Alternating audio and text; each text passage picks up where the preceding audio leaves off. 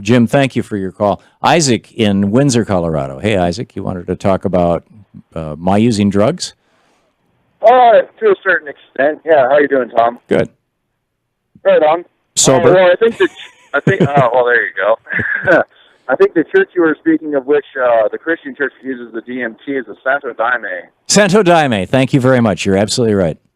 Yeah, and I was just kind of a tangent off that. You know, I've been listening for years now, called a couple times, and I was just wondering, like, you had mentioned that you had planned your hallucinogenic trips with like-minded individuals for a religious purpose, and I was wondering if you actually ever got anything out of that. Oh, it changed my life. I was 16. I was living in the it was called the Paper Office. It was where the underground newspaper was published in East Lansing, Michigan, and about 2 blocks away there was a Methodist church, and the pastor there was curious about all this stuff. This was back when most of these drugs were still legal. And a fellow by the name of Keith St. Clair had been sent out from San Francisco by Tim Leary he had sent out 12 disciples, basically, and brought some really good acid and a few other drugs. And they organized these things where they would invite 10 or 15 people to sit in the sanctuary and take these drugs and pray and listen to religious music and listen to Tim Leary's Tune In, Turn On, Drop Out album. And it was the first time in my life that I was confronted with the possibility that what I thought was absolute reality was not absolute reality.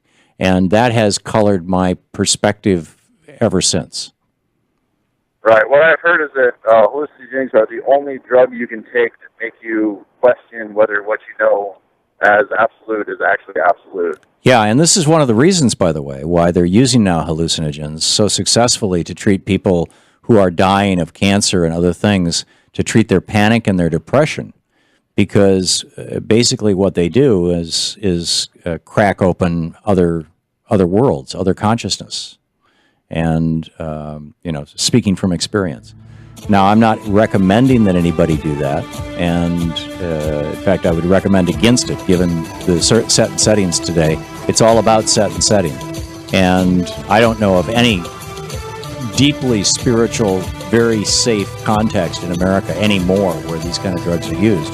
Now they're party drugs, and I think that is an abomination. I think that's sacrilegious, and I'm strongly opposed to the use of those kind of drugs in that context.